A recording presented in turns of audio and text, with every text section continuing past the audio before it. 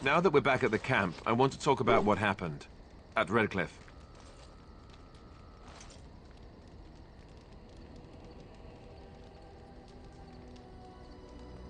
You let Lady Isolde sacrifice herself with blood magic. How could you do that?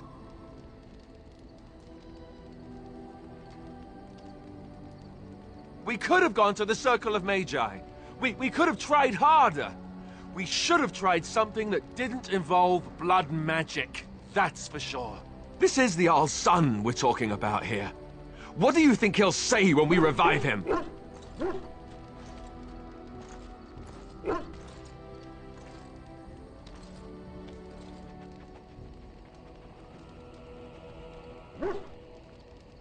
I just don't know how you could do it, how you could make that decision. I owe the Jarl more than this.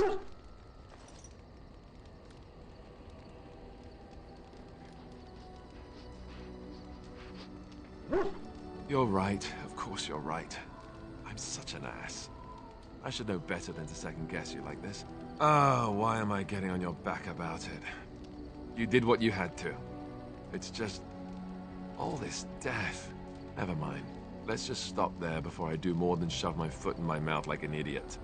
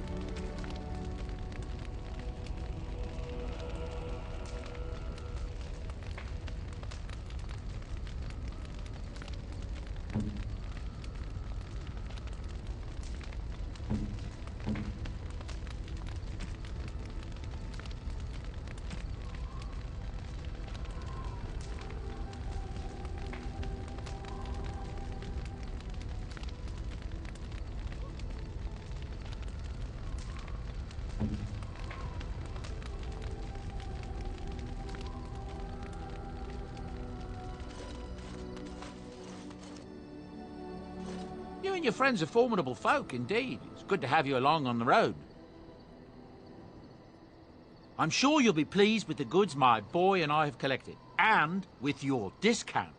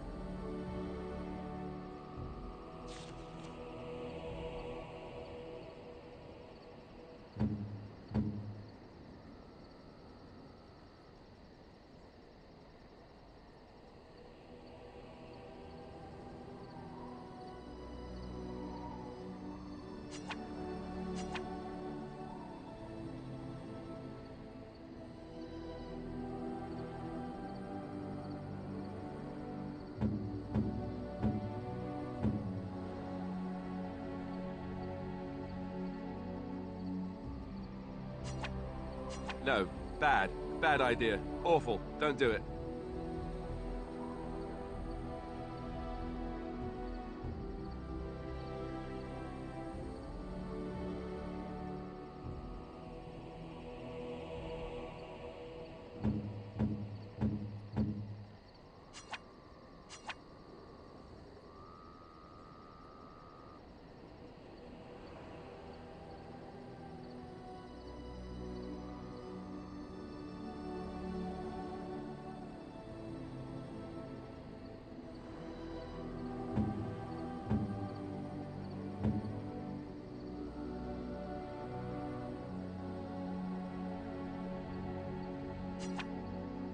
Oh, how dear of you.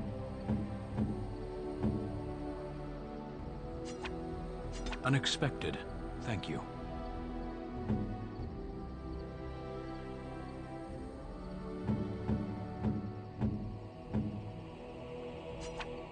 Unexpected. Thank you.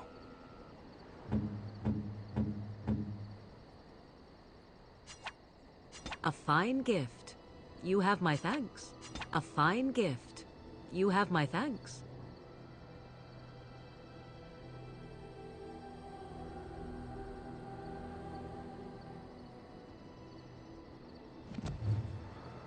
Something you need? I'm sure either my boy or I can help.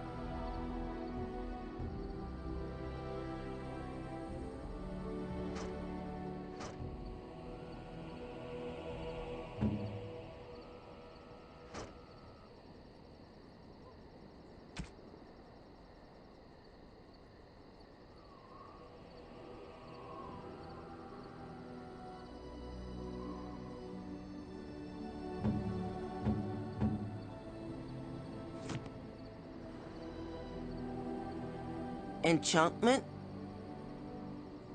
Enchantment!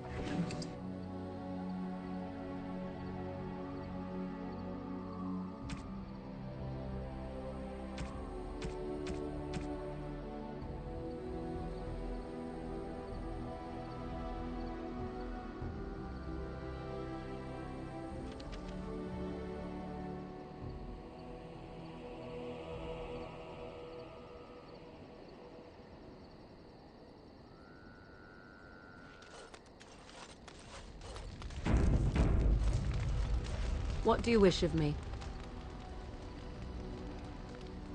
If you must.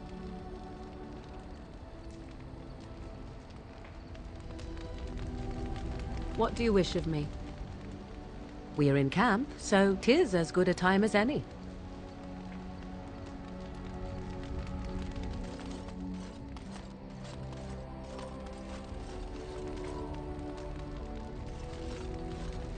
Yes? Well, here I am. Of course I do. I love stories far too much to keep them to myself. Everyone should be able to benefit from them, I think.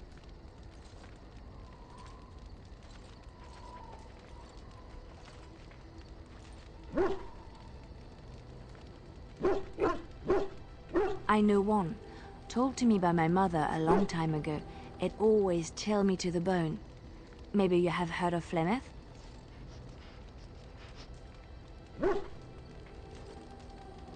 Are you sure? Was she the Flemeth of legend? Flemeth, the devourer of men? Flemeth, mother of witches? Flemeth, demon-touched, who dwells in the mists?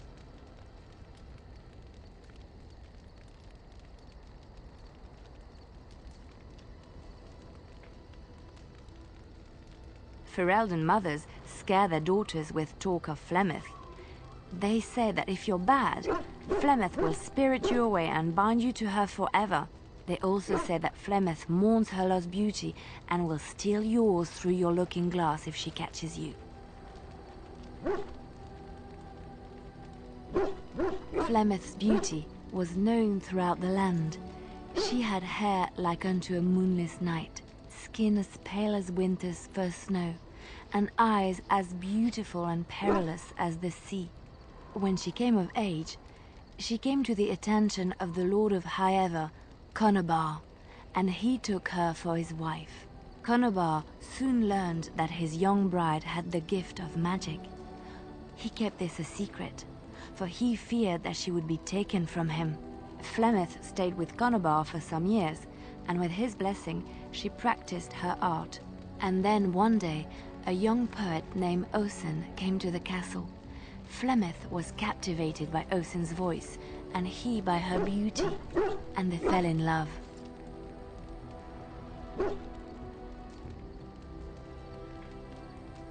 Flemeth longed to be with her true love, and she and Osen fled from Conobar's lands, seeking refuge in the Kokari wilds with the Chasing tribes.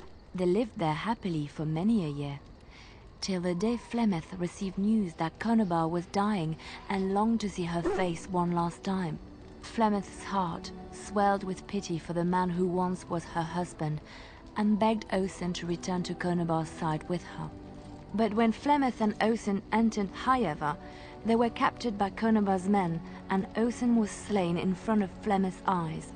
Flemeth was imprisoned in the highest tower of the castle, there to await Conobar's judgment on her. Distraught at the loss of her love, Flemeth plotted revenge against her husband. She summoned a fey demon, intending for it to wreak vengeance on Conobar. But a spell went awry. The demon possessed Flemeth. Turning her into an abomination, the halls of the castle ran red with blood as Flemeth slaughtered Conobar and all his men. The last of Flemeth's humanity melted away, and at dawn, she stole back to the wilds to plot and scheme for 100 years. They say she took to her side many Chasing men, and with their help, begat her daughter witches, who even now prowl the dark places of the Kokari wilds. Of course, Orlesians enjoy telling stories. I shall tell you my favorite tale of Aveline, the Knight of Olay. A long time ago, a girl child was born to a farmer. He had hoped for a son, not a daughter, and so he told his wife to abandon the child in the woods. Before the cold could claim her, the baby was found by a tribe of Dalish elves who took pity on the poor mewling thing and raised her as their own. Aveline, for that is what they called her, grew strong and quick and clever under the guidance of the elves. She learned to wield the sword as well as any man, could kill a deer with an arrow at 100 paces, and was as graceful on the back of a horse as she was on foot. Aveline's Dalish guardians saw that she could easily best any Orlesian chevalier in battle, and wanted to show the cruel humans the child they had left to die. They bestowed upon her a fine horse and armor, and sent her to prove herself to her people in the grand tourney. Now in those days, No woman was allowed to take up arms, let alone compete in the grand tourney, but Aveline kept her helmet on and was not discovered. Aveline won many events and gained the approval of the adoring crowd. Eventually, she came face to face with the knight Kaleva in the grand melee. Aveline had already bested him in the joust, and Kaleva was determined not to lose a second time. Out of desperation to regain his honor, Kaleva tripped Aveline and tossed her to the ground, ripping off her helmet as he did so. Silence fell upon the arena as Aveline was revealed. Kaleva declared the previous competitions invalid. A woman had taken part, and this was not allowed. But the crowd cheered for Aveline. Kaleva was furious, for he had lost to a woman and was now being shamed. Blinded by his rage, he forced Aveline to her knees. "Know your place, woman," cried he, and slit her throat.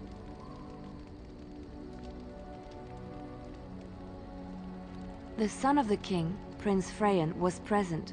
He recognized Aveline's skill and bravery and began to see the injustice done to the women in his land.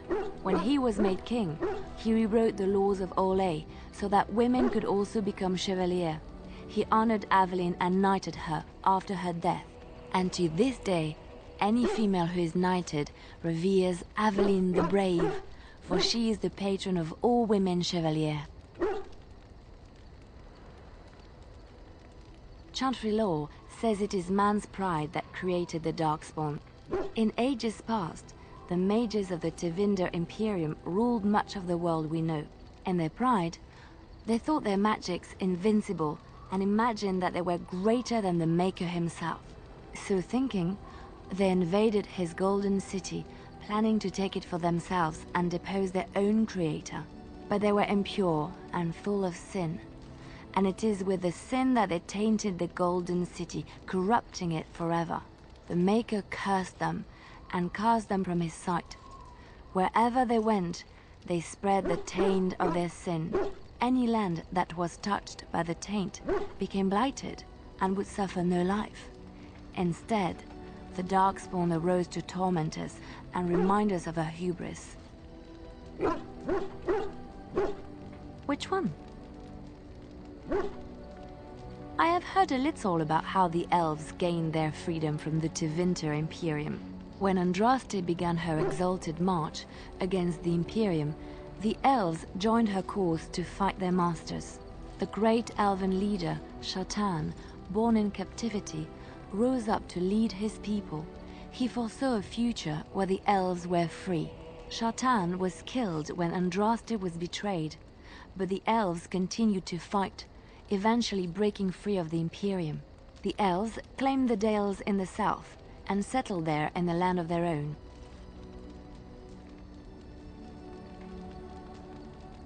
The elves lived in the Dales for centuries.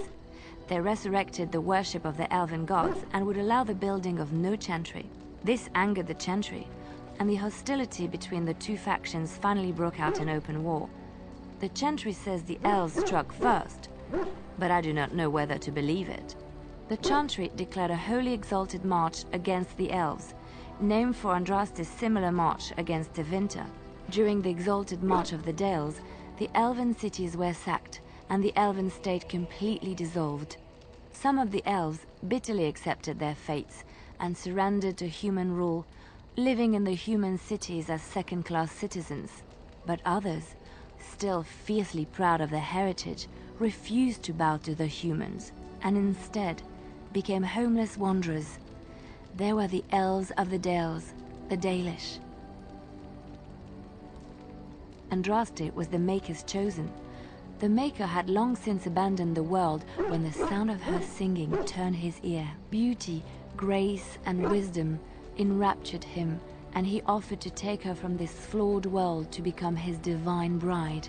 But Andraste had an earthly husband and would not forsake him. Instead, she beseeched the Maker to return to his people once more.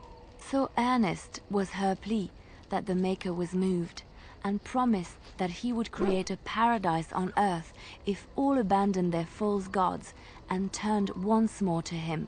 And this is why Andraste began her exalted march on the idolaters of the Tevinter Imperium. The Maker granted her his powers with which to smite her enemies. Andraste brought the Imperium to its knees, and her victories converted many to the worship of the Maker.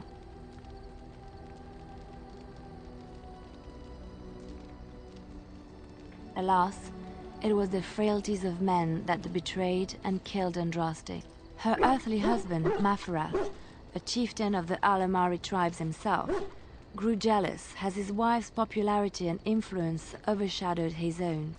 She was also revered as the Maker's betrothed, and Maferath began to see their own bond waning in significance as Andraste became ever more devoted to the Maker. Out of envy and spite, Maferath made a pact with the Archon Hysarian of Tevinter, allowing his beloved Andraste to be ambushed and captured. Andraste was burned at the stake in Minrathous, the capital of Tevinter.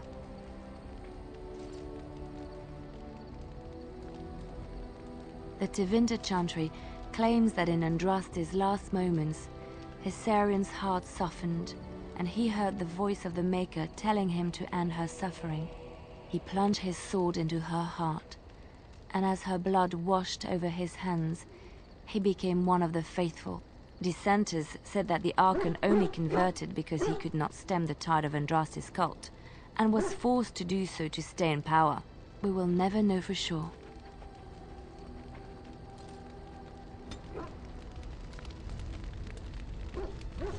What do you need?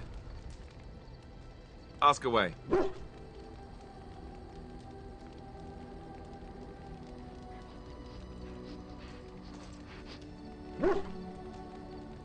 You never asked?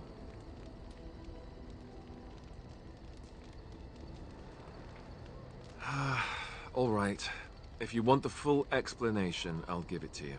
The thing is, I'm used to not telling anyone who didn't already know. It was always a secret. Even Duncan was the only Grey Warden who knew. And then after the battle, when I should have told you, I don't know, it seemed like it was too late by then. How do you just tell someone that?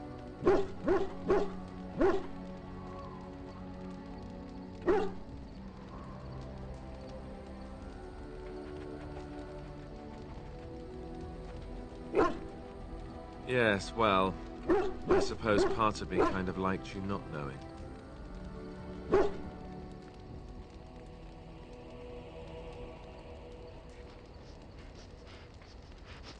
It's just that anyone who's ever found out has treated me differently afterwards. I was the bastard prince instead of just being Alistair. I know that must sound stupid to you, but I hate that it shaped my entire life. I never wanted it, and I certainly don't want to be king. The very idea of it terrifies me.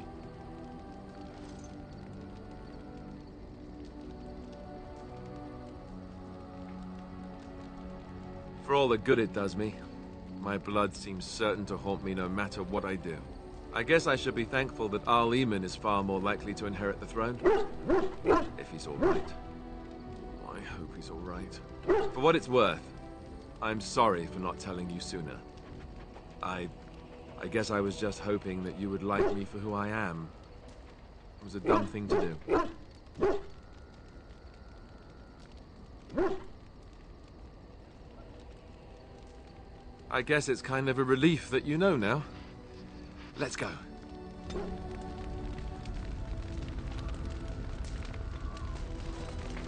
Yes.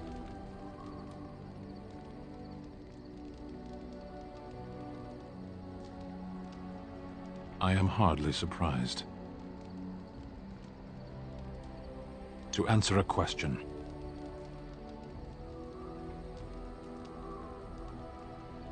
Were you not at Ostagar when the army was overwhelmed? That is your answer. Parshera, was there anything else? Speak, then. Then I suggest we move on. As you wish.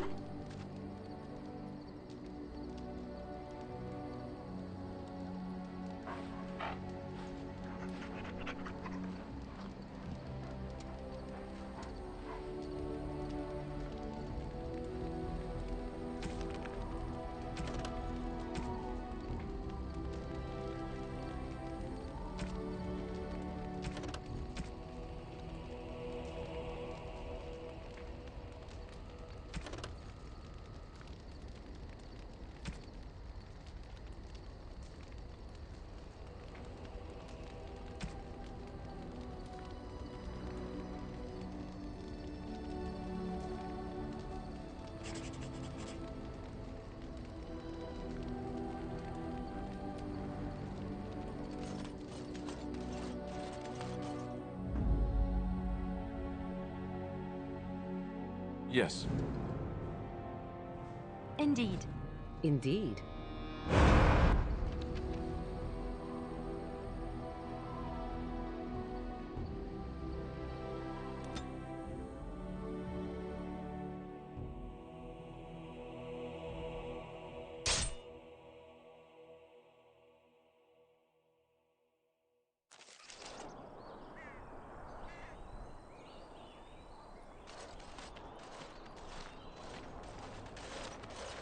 Oh, thank the Maker. We need help. They attacked the wagon. Please help us. Follow me. I'll take you to them.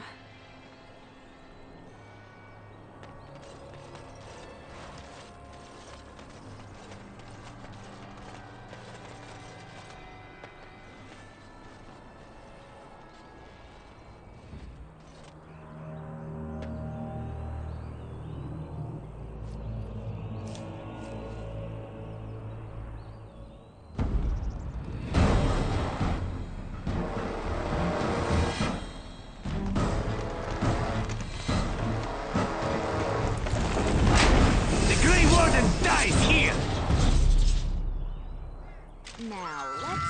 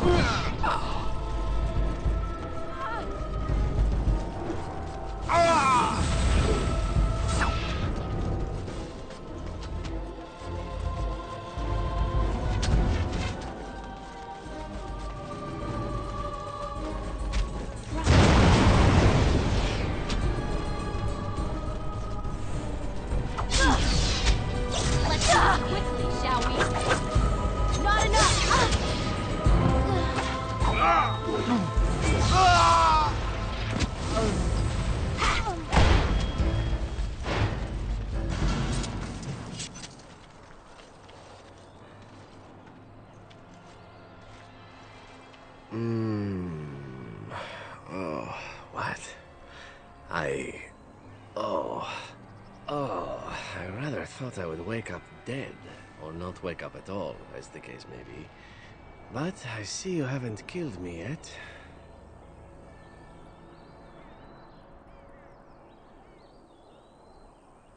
Ah, so I am to be interrogated. Let me save you some time. My name is Zevran. Zev to my friends. I am a member of the Antivan Crows, brought here for the sole purpose of slaying any surviving Grey Wardens, which I have failed at, sadly.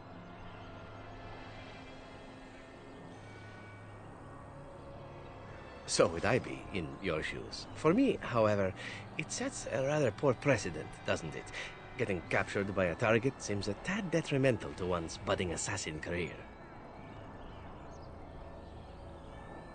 I can tell you that. They are an order of assassins out of Antiva, very powerful and renowned for always getting the job done, so to speak. Someone went to great expense to hire this man. Quite right. I'm surprised you haven't heard much of the Crows out here. Back where I come from, we're rather infamous. Not precisely. I was in the neighborhood when the offer came. The Crows get around, you see. A rather taciturn fellow in the capital.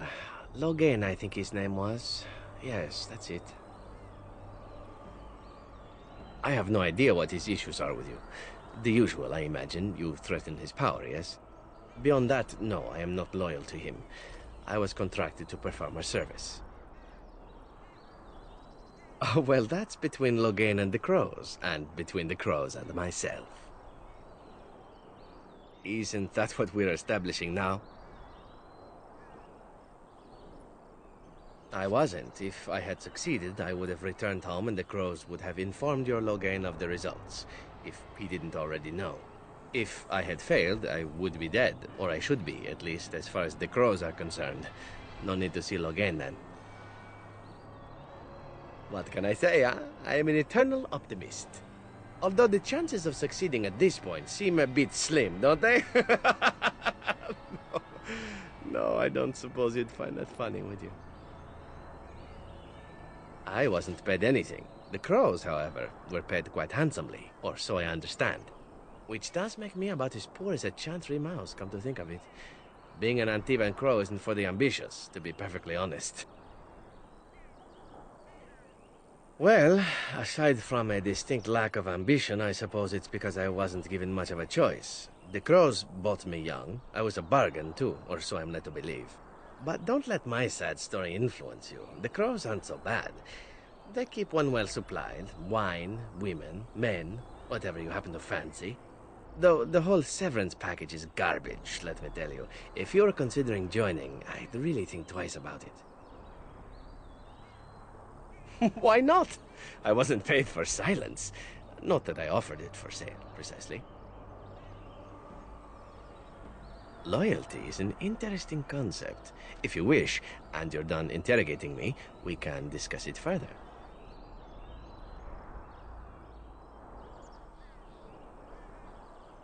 Well, here's the thing. I failed to kill you, so my life is forfeit. That's how it works. If you don't kill me, the crows will. Thing is, I like living. And you obviously are the sort to give the crows pause, so let me serve you instead.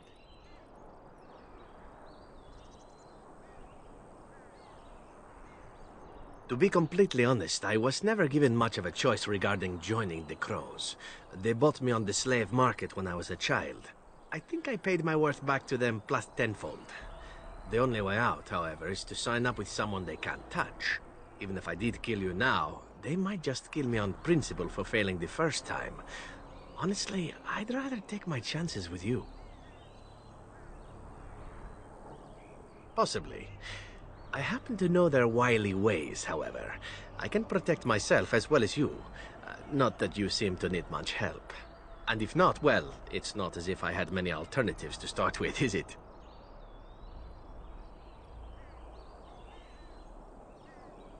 Well, let's see. Being allowed to live would be nice, and would make me marginally more useful to you. And somewhere down the line, if you should decide that you no longer have need of me, then I go on my way. Until then, I am yours. Is that fair? Why? Because I am skilled at many things, from fighting to stealth and picking locks. I could also warn you should the Antivan crows attempt something more sophisticated, now that my attempts have failed. I could also stand around and look pretty if you prefer. Warm your bed. Fend off unwanted suitors, no?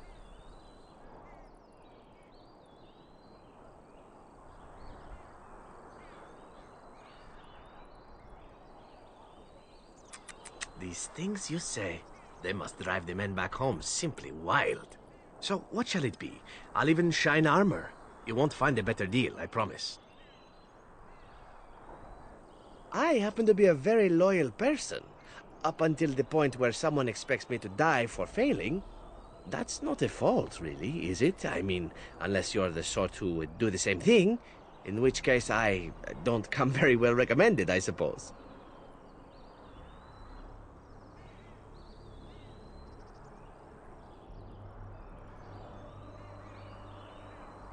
What? You're taking the assassin with us now? Does that really seem like a good idea?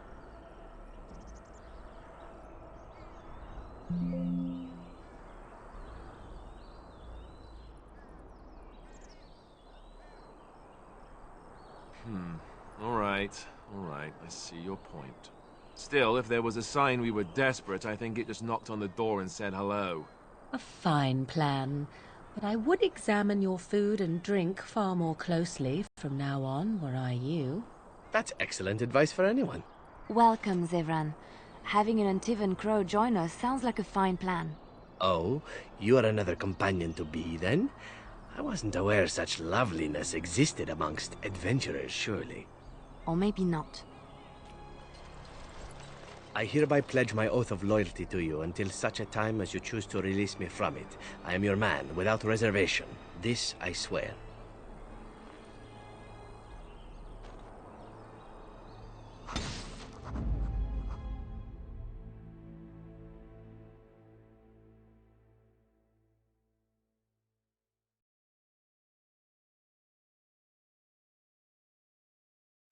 Blast it. Yes.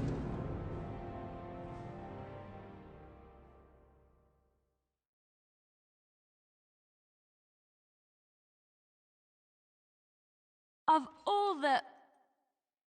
Yes.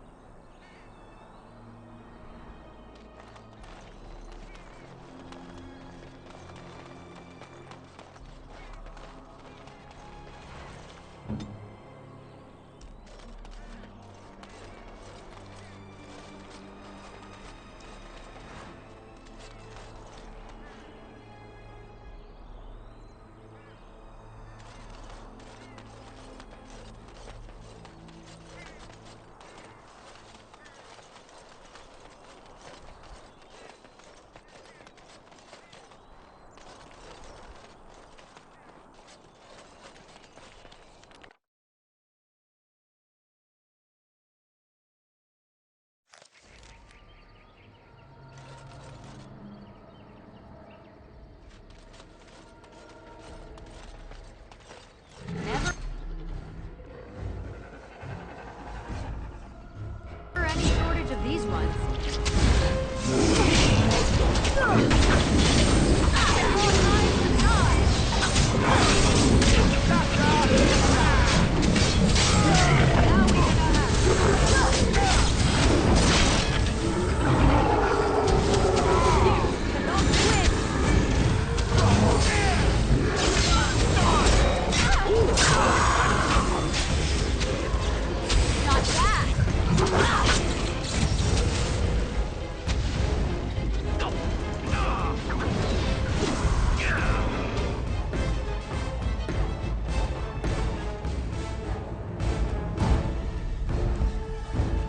As you like.